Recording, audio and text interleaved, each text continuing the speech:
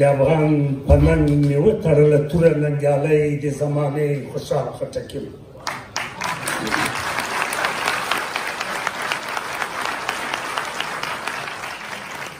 د خیبر دره خو لار د تلو راتلو دی، په کابل او پېښور کې افغان یو دی.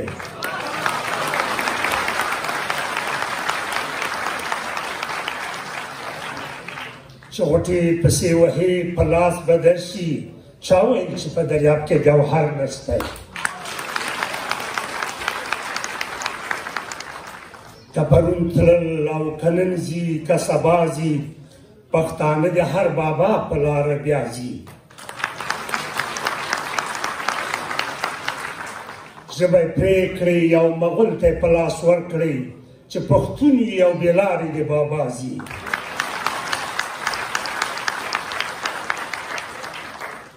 د ډېرو درنو دوستانو په اجازه اول اجازه راکړئ چې د هغو ګرانو ځوانانو مشرانو او د هغو اتلانو په یاد باندې چې دغسې یو ستر او پرتمینه غونډه یې جوړه کړې، چې د څومروالي له مخې او د څرنګوالي له مخې یوه ځانګړې دبدبه لري، مننه ورکوم. او دغه ستره پرتمینه غونډه د هغې جرګې په ویاړ جوړه سوې چې هغه جرګه چې د سیمې په تاریخ کې ساری نه لري، او هغه جرګه چې د افغانستان د لرغوني تاریخ نه راواخله د لوی افغانستان تر وروستیو جرګو پورې دغسې یو پرتمینه جرګه چې په خیبر غوندې او د خیبر د تاریخي درې په زړه کې دغسې یوه جرګه جوړه سوې دی، چې زه فکر کوم چې ټوله سیمه ورته لاس په ځنې او حیرانه ده چې دغسې ستره جرګه څنګه دې خلکو په دغسې ځای کې جوړه کړه چې هلته استعمار هره لحظه دغه ولس دغه خلک ګواښي. نو په همدغه اساس باندې نن زه د ابراهیمي صاحب او د ټولو هغو ملګرو چې د دغسې جرګې تابع یې کړې دی د زړه له تله مننه کوم. د خیبر دره دا هغه دره ده چې د تاریخ په اوږدو کې هر ښکېلاګر ته خوله ماتوونکی ځواب ورکړی دی. له چنګیز نه راواخله تر مغوله، له مغول نه راواخله تر سکانو، او د سکانو نه راواخله تر انګریزانو.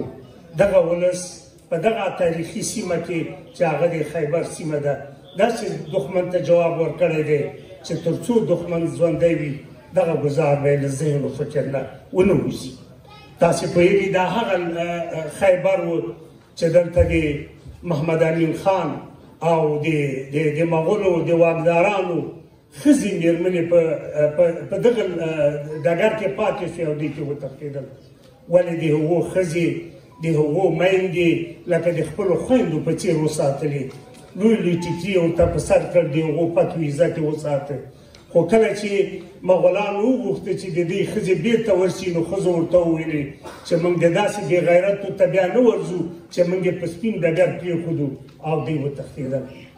دا هغه اتلان دي، دا د هغو اتلانو ځای و چې دلته دغه ستره لویه جرګه د هغې انسان تر رهبرۍ لاندې چې دا د یو تاریخ ضرورت دی چې هغه منظور پښتین دی. ویاړو په داسې یو شخصیت باندې.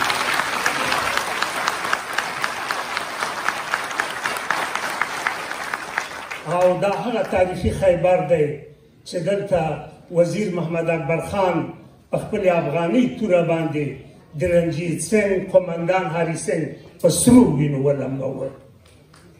او دا هغه خیبر دی چې دلته د سکندر نه راواخله تر مغول، او د مغول نه راواخله تر انګریزه پورې هر ښکېلاګر ته ماته ورکړې دی. دوستانو، ما دپاره فرصت ډېر کم دی، ابراهیمي صاحب راته لطف کړی، کم وخت یې راکړی، خو زه په لنډیز باندې د څلورو جرګو یادونه کوم چې د لوی افغانستان په تاریخ کې ځانګړې تاریخي دبدبه لري. لرغوني تاریخ ته نظم د افغانستان د معاصر تاریخ نه راخلم.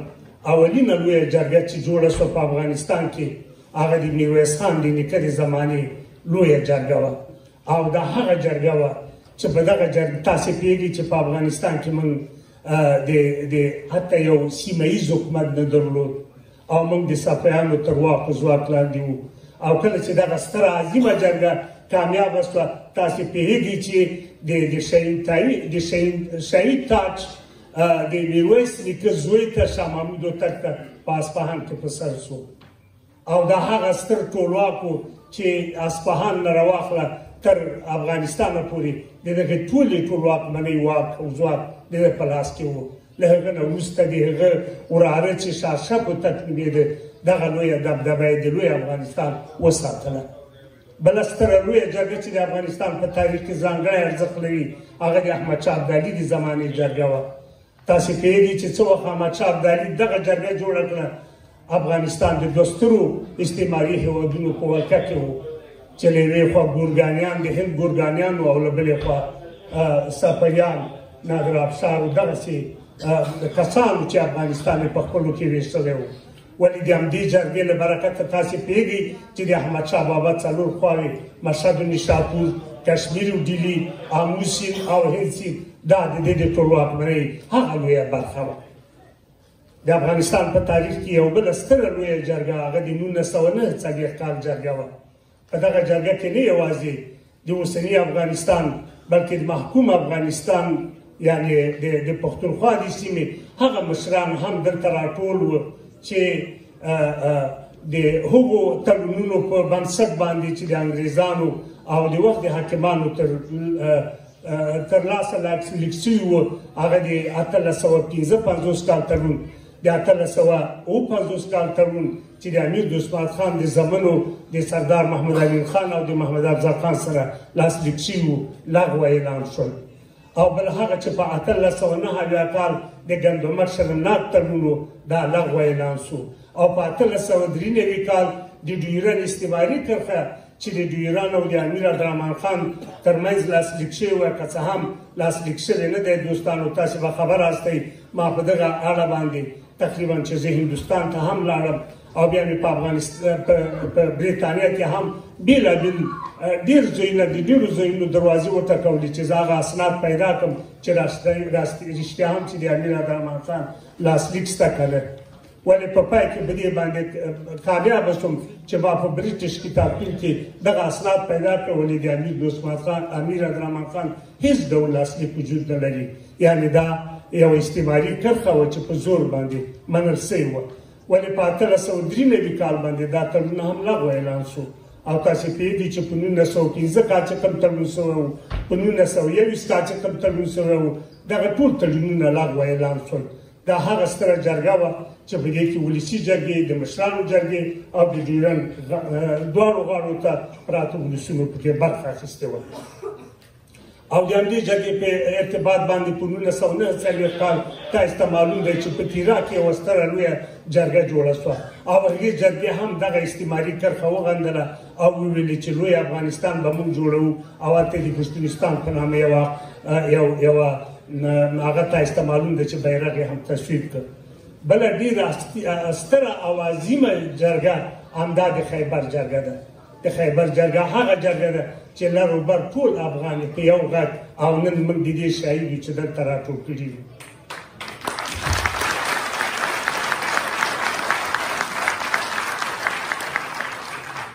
او زه په دې باندې ایمان لرم چې دا جرګه به کامیابېږي او هغه ارمانونه چې دغه ستره او عظیمه جرګه یې لري د لوی افغانستان د جوړېدو دغه ارمان به انشاءالله چې په خیر سرته رسېږي.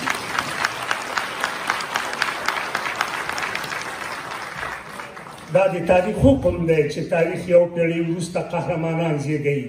په هغه خاوره چې د ایپي فقیر په څېر باندې یو ستر شخصیت په دغه خاوره کې موجود و چې په هغه وخت جرمني دلته د اعلیحضرت لقب ورکړ. په هغه خاوره باندې اوس داسې ځوانان راټوکېدلي چې د هغه په سر کې یو هم منظور پښتین دی.